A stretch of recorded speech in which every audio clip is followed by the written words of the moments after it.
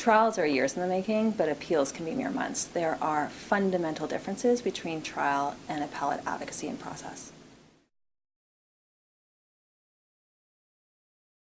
I'm also a trial counsel, and I think when you are actually at trial, what you're trying to do is choose facts to create an evidentiary record from which you can then tell the story that you want the trial judge to accept.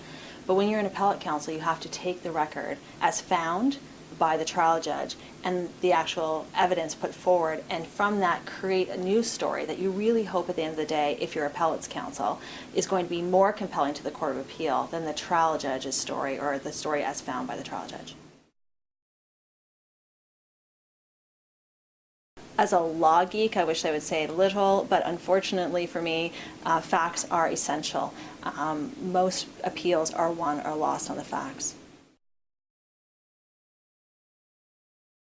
One of the things that you have to be willing to invest the time in is actually learning the facts. You have to know them, and then you have to be prepared to deal with them, especially the ones that are particularly bad for your case.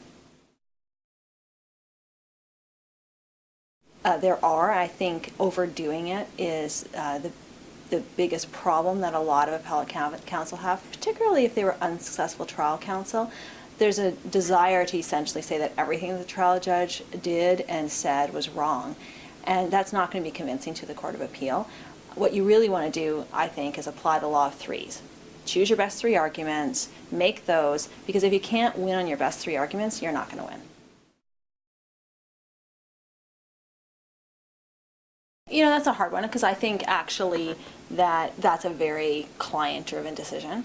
I think that there's really good reasons to have separate appellate counsel, and you should have fresh eyes. I also think that if you're a really experienced trial counsel, you may not necessarily be a really experienced appeals counsel. But there's also the fact that there's a certain degree of trust that builds up between a lawyer and a client, and so the client really needs to make their own decision on that. I do. I think that we underestimate the value of written argument. I think that we get such a short period of time in front of the Court of Appeal that if you haven't already put forward a persuasive written argument, you're starting from the hole. On the other hand, if your factum is brilliant, you've got a leg up before you even open your mouth.